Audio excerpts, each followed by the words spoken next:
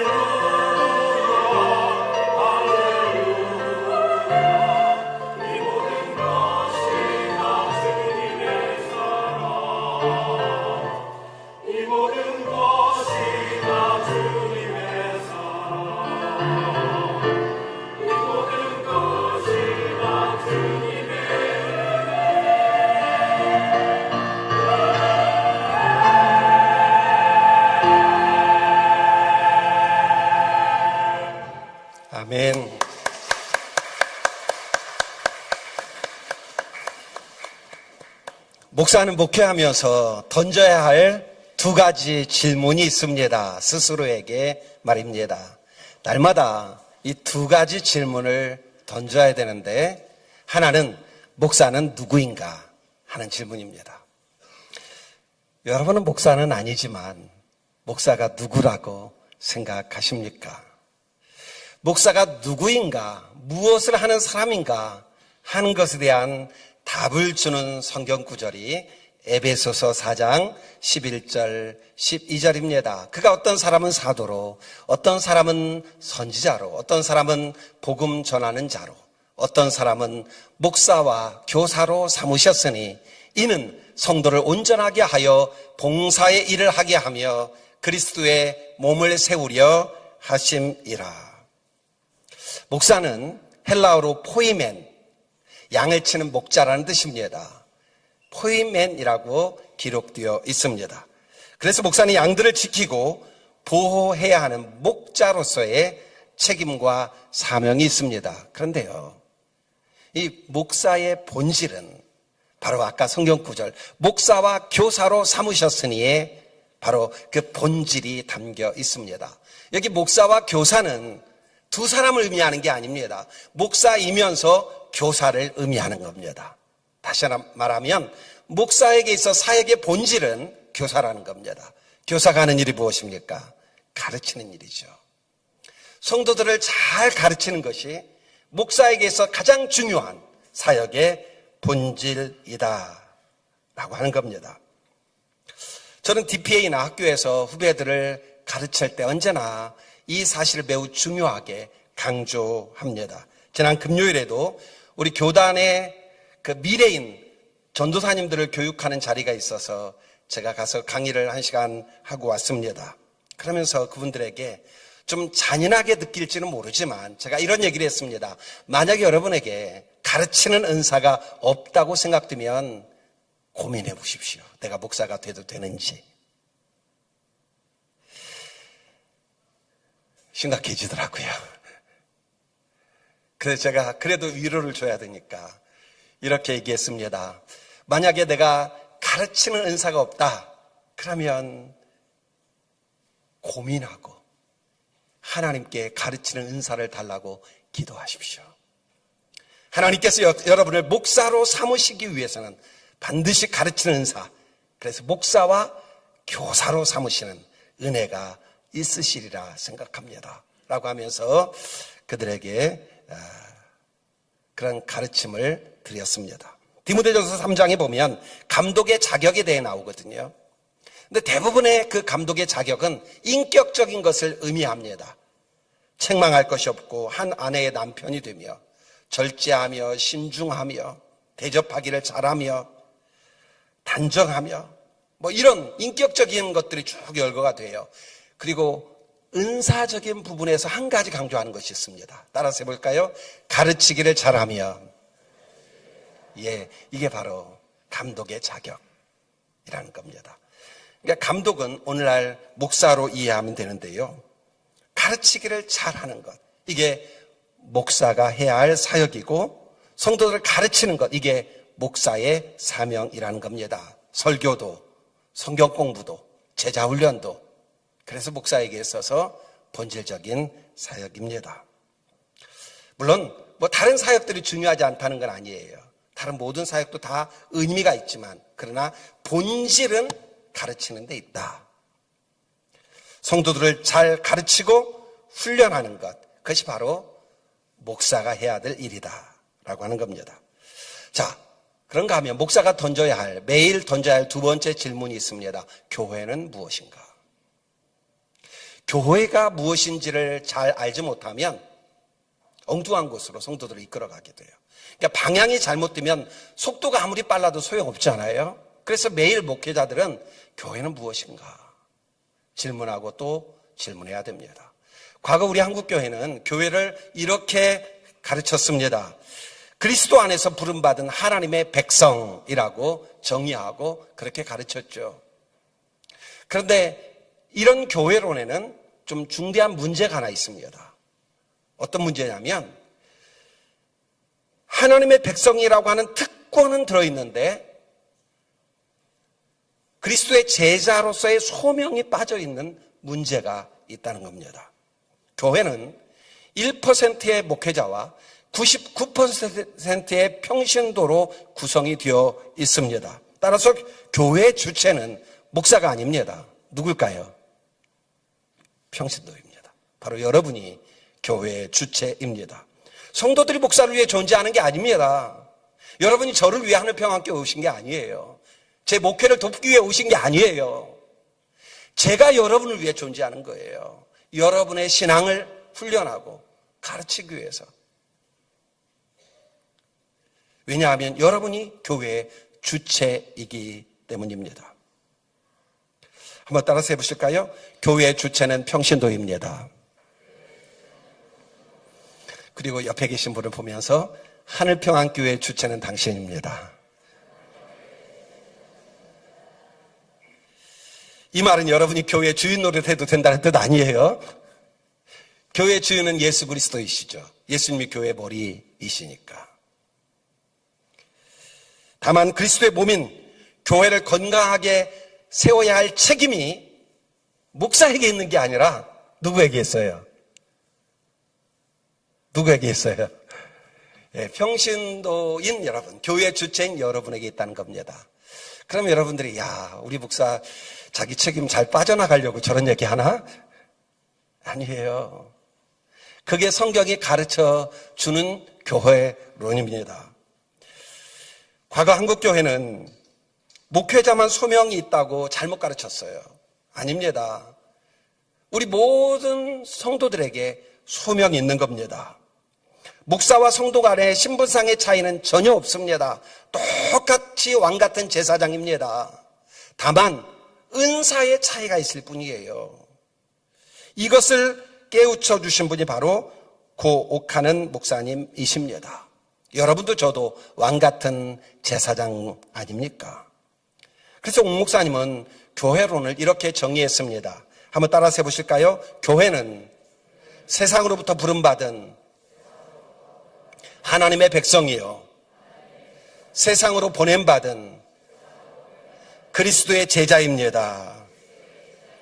예, 자, 옥하는 목사님은 세상으로부터 부름받은 하나님의 백성이라고 하는 특권과 더불어 동시에 세상으로 보냄받은 그리스도의 제자라고 하는 소명을 일깨워 주신 겁니다.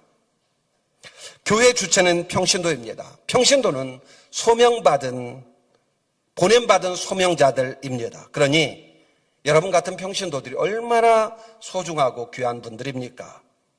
저는 여러분에게 그런 자의식이 있기를 축복합니다. 예, 목사는 우리와 뭔가 좀 다르겠지. 아니요. 그런 생각을 가지면 자꾸 뭔가 이렇게 우리는 목사보다 믿음이 좀 부족한 사람으로, 우리는 목사보다 인격이 좀 뭔가 좀 부족할 것 같은 그런 오해를 하게 돼요. 전혀 그렇지 않습니다. 목사보다 훌륭한 평신도 지도자들이 얼마나 많습니까? 우리 교회만 하더라도요. 저는 우리 장로님들 진심으로 늘 존경해요. 내가 어디 가서 저런 분들 만나나. 이제 새로 장로로 이제 안수받게 되는 5분 피택 장로님들, 제가 어디 가서 그런 귀한 분들을 만날 수 있겠습니까? 참 감사하죠. 목사와 성도는 똑같은 신분을 가지고 있는 똑같은 사람들입니다. 그렇기 때문에 여러분 안 그러시지만 목사 앞에서 주눅들 필요 조금도 없어요. 다 우리는 하나님 앞에서 동등한 사람들입니다. 그런데 여러분, 우리가 여기에서 기억해야 되는 중요한 사실 하나가 있습니다. 평신도가 교회 주체요, 보냄받은 그리스도의 증인, 소명자인데 그러면 어떻게 그 사명을 감당할 수 있을까요? 그냥 알아서 하시라고 하면 감당할 수 있을까요? 그게 안 되잖아요. 그래서 가르치고 훈련하여 온전한 그리스도인, 성숙한 그리스도인으로 세워야 되는데 목사는 바로 그 사명 감당하라고 존재하는 겁니다. 목사와 교사로 삼으셨으니. 그러니까 여러분 이렇게 생각하시면 돼요. 필드에 나가서 뛰는 건 여러분이에요. 목사는 뭘 하면 돼요? 물론 감독의 역할이 있습니다. 감독의 역할이 있는데 물주전자 갖다 주면서 이거 마시고 힘내서 열심히 뛰세요. 이렇게 하는 게 목사예요. 여러분들이 필드에서 마음껏 하나님의 영광 위에 살아가도록, 마음껏 건강한 교회를 세워가도록 그것을 훈련하고 가르쳐야 되는 것이 바로 저 같은 목사의 사명입니다. 만약에 목사가 그 사명 제대로 감당하지 않으면 직무유기를 하는 거죠. 성도들과 인간적으로 친해지는 것, 그것도 물론 필요하죠. 또 중요하죠. 어떤 면에서는. 근데 그건 본질은 아니에요. 여러분이 저하고 개인적으로 친해지면 시험만 들지 별 이렇게 좋을 게 많지 않아요. 왜? 친해지면 그 사람의 허물도 실수도 약점도 다 감수해야 되잖아요. 그래서 저는 늘 그런 말씀 여러분에게 드립니다. 목사에게 가까이 왔는데 시험 들지 않을 자신 있으면 오세요. 얼마든지. 저는 얼마든지 괜찮습니다. 그런데 조금 가까이 갔는데 인간적인 연약함 때문에 자꾸 마음이 걸려. 그럼 그냥 설교할 때 그냥 앉아서 예배 드리는 사람으로 족한 것도 어쩌면 여러분 신앙을 위해서 좋을 수도 있어요. 누구나 그런 부족함과 연약함이 있는 거예요. 그리고 목사의 본질은 목사와 교사다. 이 사실을 저도 늘 인식해야 되고 여러분도 인식해야 됩니다.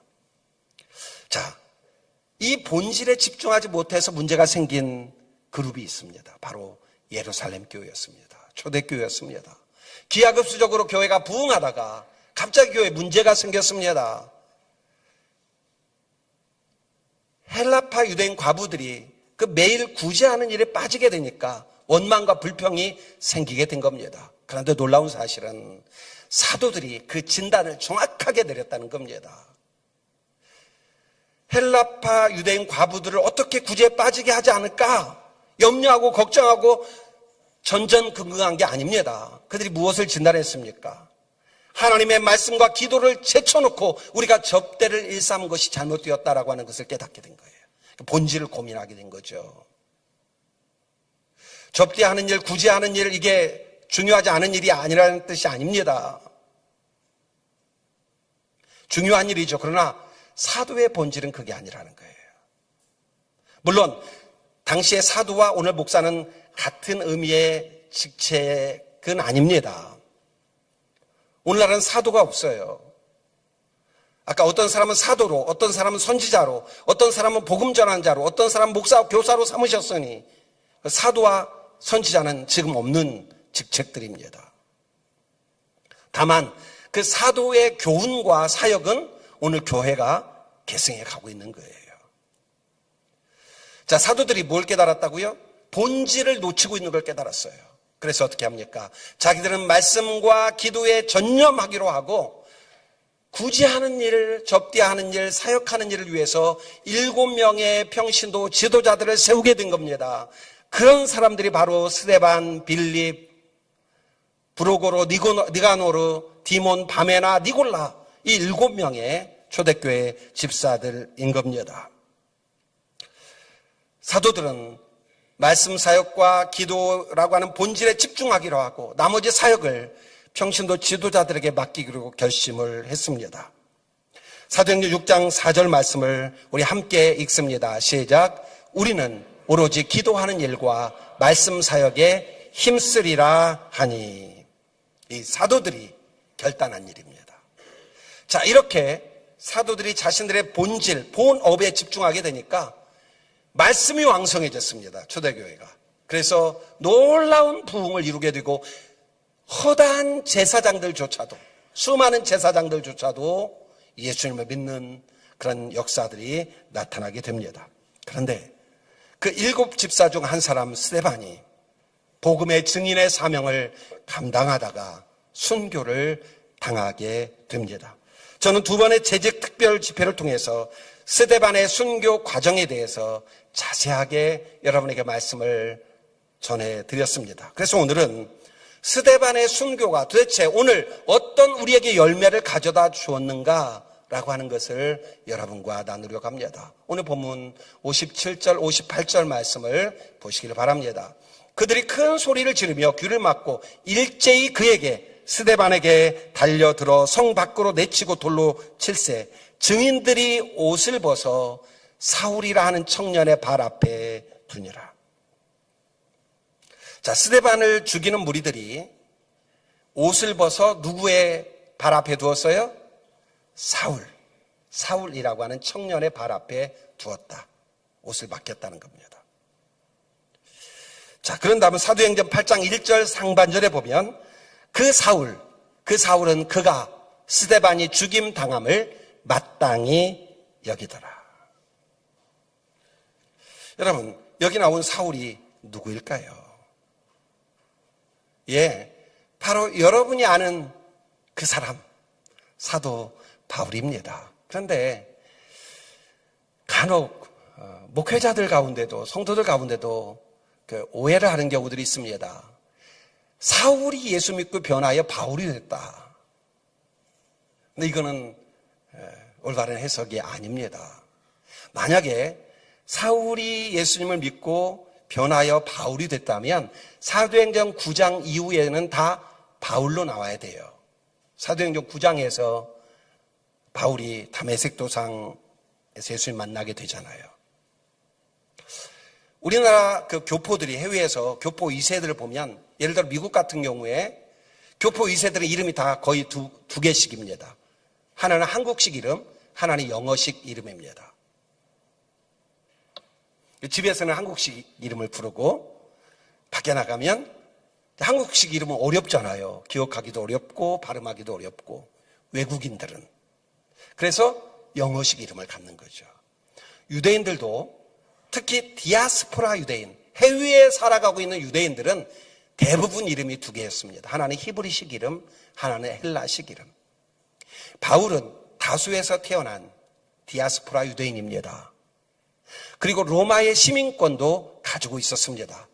그런 바울은 태어날 때부터 두 개의 이름을 가지고 있었던 거예요.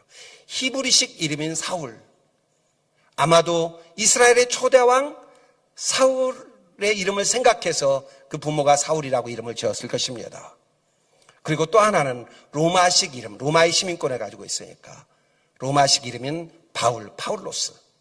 이 두 개의 이름을 가지고 있었던 겁니다. 그래서 사울이라는 이름이 계속 되다가 사도행전 13장 9절에 가서 드디어 이름이 바울로 바뀝니다. 바울이라고 하는 사울이 성령이 충만하여 그를 주목하고. 자, 그러면 이 시점이 어느 시점이냐? 바울은 이방인의 사도잖아요. 안디옥 교회에 파송을 받아 본격적으로 이방인들을 위해 사역을 시작할 때 이 바울이라고 하는 이름이 이제 사용되기 시작한 겁니다. 원래부터 있었던 이름이었지만 지금까지는 유대인들과 함께 있었기 때문에 히브리식 이름인 사울이라고 하는 이름을 썼고, 이제 이방인 전도를 위해서 바울이라고 하는 이름을 사도행전 13장 9절부터 계속해서 한 번도 그 이후에는 사울이라는 이름이 등장하지 않습니다. 바울로 명명하게 된 겁니다. 자, 이것은 그냥 참고하라고 말씀드리는 거고요. 중요한 게 뭐냐? 스데반의 순교 현장에 누가 있었다? 사울이 있었다. 바울이 있었다. 스데반을 향해서 돌로 치는 사람들의 옷을 지키고 있었다. 그리고 이 바울은 스데반이 죽임당하는 것을 마땅하다고, 당연하다고 여기고 있었다라고 하는 겁니다. 이렇게 스데반의 순교 현장에 있었던 바울이 사도행전 9장에 가서 예수 믿는 사람들 박해하려고 가다가 다메섹에 가는 길에서 부활하신 예수님 만나고 180도 달라집니다. 그런데 대부분의 성경학자들은 바울이 이렇게 예수님을 만나고 변화된 그 이면에는 스데반 효과가 있다라고 주장을 합니다. 스데반이 사도행전 7장에서 성경을 해석하는 그 놀라운 능력을 보았습니다. 스데반이 죽어가면서도 주 예수여 내 영혼을 부탁하나이다, 천사의 얼굴을 하면서 기도하는 모습을 봤습니다. 주여 이 죄를 저들에게 돌리지 마옵소서. 자기를 향해 이를 갈며 돌을 던지는 사람들을 용서해달라고 기도했습니다. 여러분, 이게 보통 충격인가요? 이럴 수 있는 사람이 얼마나 될까요? 그러니까 바울은 그 현장에서 이런 스데반을 죽어가는 모든 과정을 똑똑히 목격한 겁니다. 그리고 충격을 받았을 것이라는 거예요. 도전을 받았을 것이라는 겁니다. 그 바울이 다메섹 도상에서 예수님을 만나 변화되었다. 이것이 대부분의 목회자들이나 성경학자들의 생각입니다. 스데반의 순교는 단순한 죽음으로 끝나지 않았습니다. 그의 순교는 사도 바울을 배출하는 씨앗이 되었습니다. 기독교 역사상 가장 위대한 사도였던 바울, 바로 스데반의 순교의 열매였다라고 하는 겁니다. 스데반의 순교는 헛되지 않았습니다. 위대한 사도 바울을 배출하는 씨앗이 되었습니다. 또 하나 스데반의 순교 열매가 있습니다. 스데반 이후 예루살렘 교회가 어떻게 되었는지 오늘 본문 사도행전 8장 1절을 보시기를 바랍니다. 사울은 그가 죽임당함을 마땅히 여기더라. 그날에 예루살렘에 있는 교회에 큰 박해가 있어 같이 읽습니다. 시작. 사도 외에는 다 유대와 사마리아 모든 땅으로 흩어지니라. 아멘. 하나님이 이렇게 큰 박해를 통해서 사도 외의 모든 평신도들을 온 유대와 사마리아 땅끝으로 흩으신 이유가 무엇일까요? 예수님의 지상 명령 때문에 그렇습니다. 예수님이 승천하시면서 하셨던 말씀 기억나시나요? 사도행전 1장 8절. 오직 성령이 너희에게 임하시면 너희가 권능을 받고 예루살렘과 온 유대와 사마리아와 땅끝까지 이르러 내 증인이 되리라. 예수님의 유언, 예수님의 명령이 지금 스데반의 순교를 통해 성취되기 시작한 것입니다. 이것이 스데반의 순교의 열매입니다. 흩어진 사람들이 어떻게 했는지는 사도행전 8장 4절에 기록되어 있습니다. 함께 읽습니다. 시작. 그 흩어진 사람들이 두루 다니며 복음의 말씀을 전할세. 흩어진 성도들이 두루 다니며 어디를 가든 복음의 말씀을 전했다. 증인의 사명을 감당했다라고 하는 겁니다. 예수님이 말씀하신 예루살렘과 온 유대와 사마리아와 땅끝까지 이르러 내 증인이 되리라 라고 했던 말씀이 스데반의 순교를 통해 지금 이루어지고 있는 겁니다. 그런데 여기 증인이라는 말은 헬라어로 마르투스입니다. 그리고 이 마르투스에서 파생된 영어 단어가 마트러, 순교자라고 하는 단어입니다. 그래서 증인과 순교자는 같은 의미로 이해하시면 됩니다. 우리가 복음을 전할 때, 증인의 사명을 감당할 때 순교의 각오가 있어야 한다는 겁니다. 미국 텍사스에 독실한 믿음의 가정에서 태어난 여인이 있습니다. 어릴 때부터 복음을 전하는 일에 대한 구령 열정이 뜨거웠습니다.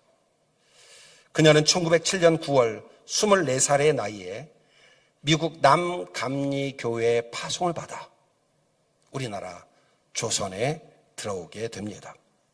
그러나 안타깝게도 급성맹장염에 걸려서 당시 의료 수준이 지금 같지 않았잖아요. 급성맹장염으로 한국에 온 지 8개월 만에 죽고 맙니다. 바로 루비 캔드릭이라고 하는 선교사입니다. 그녀가 죽기 전 부모님께 보낸 마지막 편지가 있습니다. 그 편지에 이런 대목이 있는데요. 아버지, 어머니, 어쩌면 이 편지가 마지막이 될 수도 있을 것입니다. 지금 이제 맹장염으로 죽어가면서 보낸 것 같아요. 제가 이곳에 오기 전 뒤뜰에 뿌렸던 한 알의 씨앗으로 인해 이제 내년이면 꽃으로 가득하겠고 또 다른 씨앗들을 만들어낼 것입니다.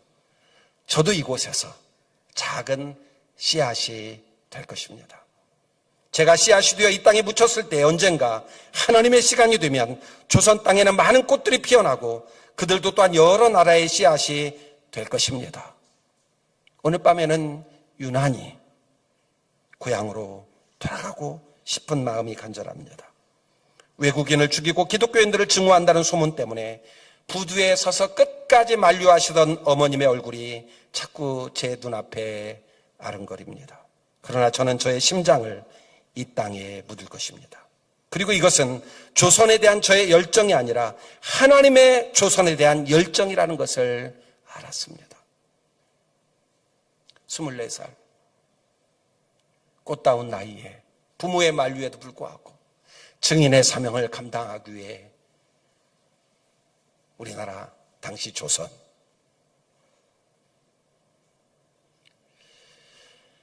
루비 켄드릭 선교사의 그 묘비가 서울 양화진 선교사 묘원에 가면 있는데요.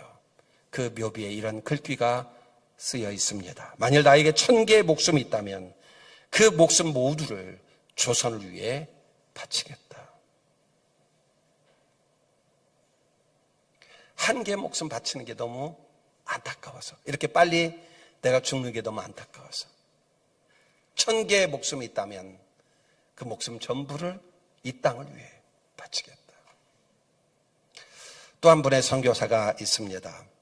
카밀로 콘스탄치오라고 하는 이탈리아 선교사입니다. 이분은 1605년 일본에서 선교 활동을 하다가 도쿠가와 막부의 금교령으로 인해서 1614년에 마카오로 추방이 됩니다.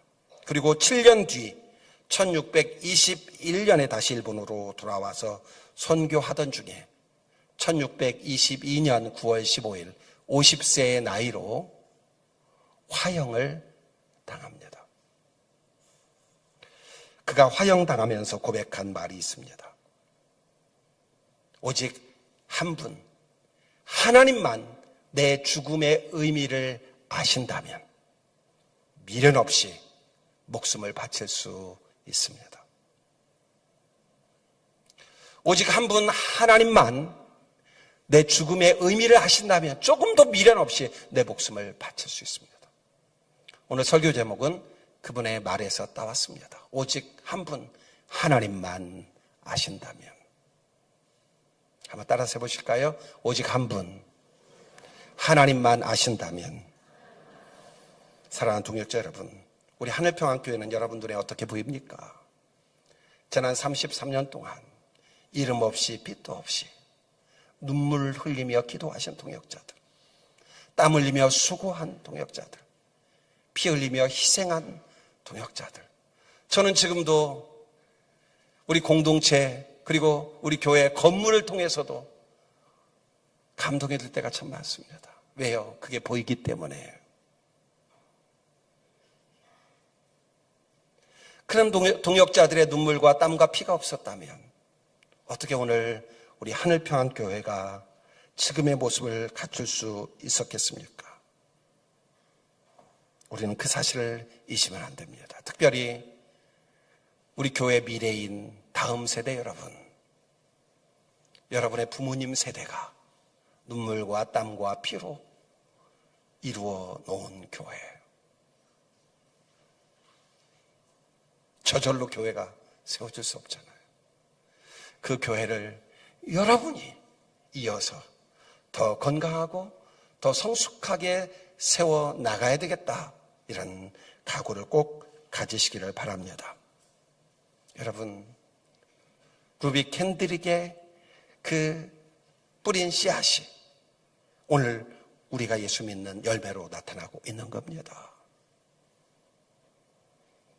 이 시간 우리 모두는 카밀로 콘스탄치오 선교사와 같이 고백할 수 있기를 소망합니다. 오직 한 분 하나님만 내 사역의 의미를 아신다면, 오직 한 분 하나님만 내 헌신과 희생의 의미를 아신다면, 오직 한 분 하나님만 내 마음을 아신다면 나는 조금도 미련 없이 내 생명을, 내 목숨을, 내 시간을, 내 삶을 하나님께 드리겠습니다. 오직 한 분 하나님만 아신다면.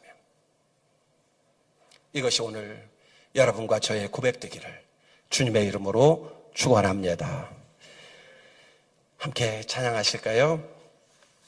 주의 길을 가리, 비바람이 앞길을 막아도 나는 가리, 주의 길을 가리. 눈보라가 앞길을 가려도 나는 가리, 주의 길을 가리. 이 길은 영광의 길을, 이 길은 승리의 길, 나를 구원하신 주님이 십자가 지고 가신 길. 우리가 주님을 따라가는 길이 녹록하지 않습니다. 때로는 스데반처럼 오해와 억울함을 감수해야 될 때가 있습니다. 생명을 담보로 내놓아야 할 때도 있습니다. 그런데 여러분, 우리가 그 길을 끝까지 걸어간다면 그 길 끝에서 우리를 환영하시는 예수 그리스도를 만나게 될 줄로 믿습니다. 그 길 우리 함께 걸어가십시다. 오직 한 분 하나님만 내 마음을 아신다면 뭐가 두렵습니까? 오직 한 분 하나님만 내 마음을 알아주신다면 뭐가 염려가 되겠습니까? 우리 함께 다짐하면서 이 찬양 부르겠습니다.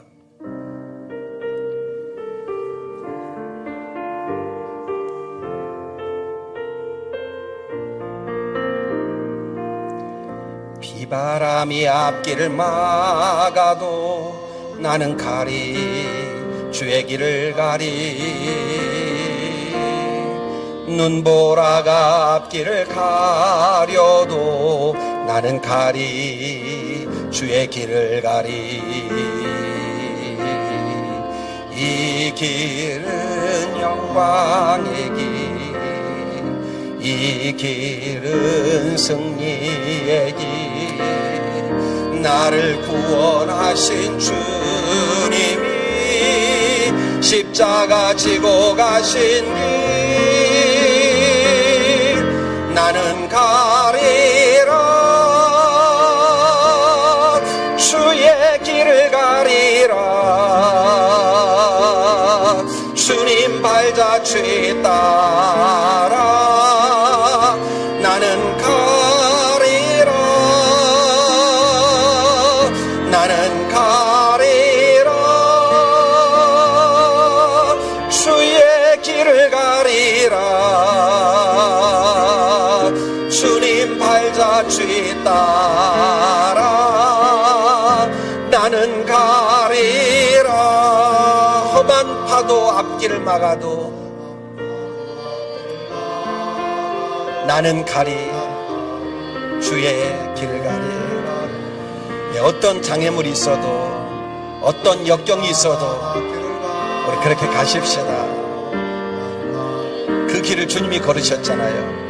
그 길을 스데반이, 사도 바울이, 루비 캔드릭 선교사가, 가밀로 콘스탄치오 선교사가 그 길을 걸었잖아요.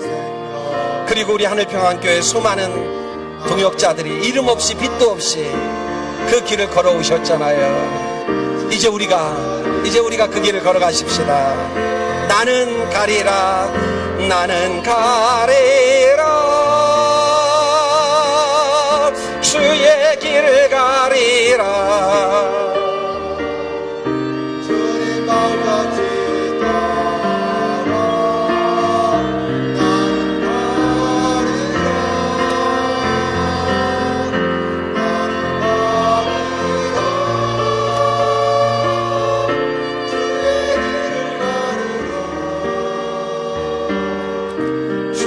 발자취 따라 나는 가리라. 기도합니다. 오직 한 분 하나님만 아신다면, 오직 한 분 하나님만 내 죽음의 의미를 아신다면 미련 없이 목숨을 바치겠습니다. 화영장의 이슬로 사라지면서 남겼던 콘스탄치오 선교사님의 그 말 한마디가 왜 그렇게 아프게 와닿는지, 그럼 우리는 너무 욕심이 많아요. 하나님만 아시는 것으로 만족을 못해. 목사도 알아줘야 되고, 장로님들도 알아줘야 되고, 동역자들이 알아줘야 되고, 내가 이렇게 열심히 일하는데 왜 아무도 알아주지 않지? 내가 이렇게 봉사하는데 왜 아무도 알아주지 않지?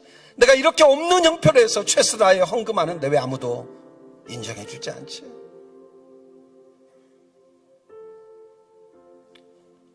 오직 한 분 하나님만 아신다면. 스데반도 그래서 돌에 맞아 죽으면서도 이 죄를 저들에게 돌리지 말라고 기도할 수 있지 않았을까요?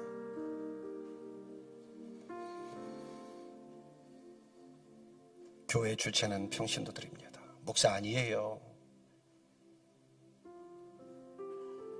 평신도는 보냄받은 소명자들입니다. 목사만 소명받은 거 아니에요. 하늘평안교회 미래는 여러분에게 달려있는 겁니다. 오생락 목사는 때가 되면 은퇴해야 되고 때가 되면 떠나야죠. 그러나 평신도는 영원하잖아요.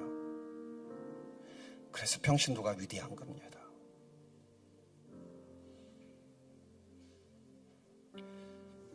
나의 땀 한 방울,